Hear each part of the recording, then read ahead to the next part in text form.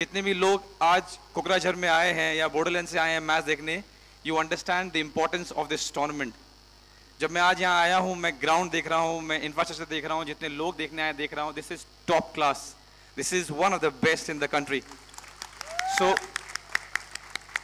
to the entire team of Lieutenant General Tiwari and Pramod sir, kudos to you, well done.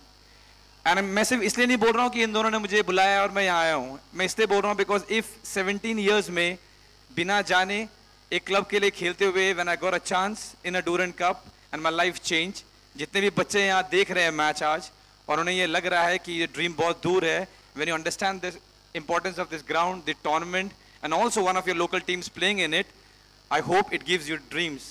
I hope you realize that whatever you want to dream, especially in sports, it's not too far.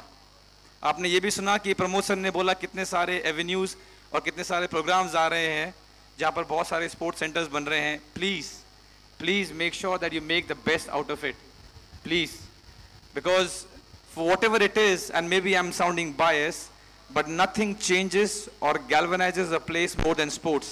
And let's be honest, football is the best sports in the country or in the world. So thank you so much for having me, Kokrajhar. Thank you so much for having me, Borderland. I hope all of you have a wonderful time. आप सब सही रहें, खुश रहें, आपकी families मस्त रहें और next year hopefully मैं जल्दी बूढ़ा ना हूँ और मुझे मौका मिले मैं यहाँ हूँ और आपके सामने खेल सकूँ. Thank you so much.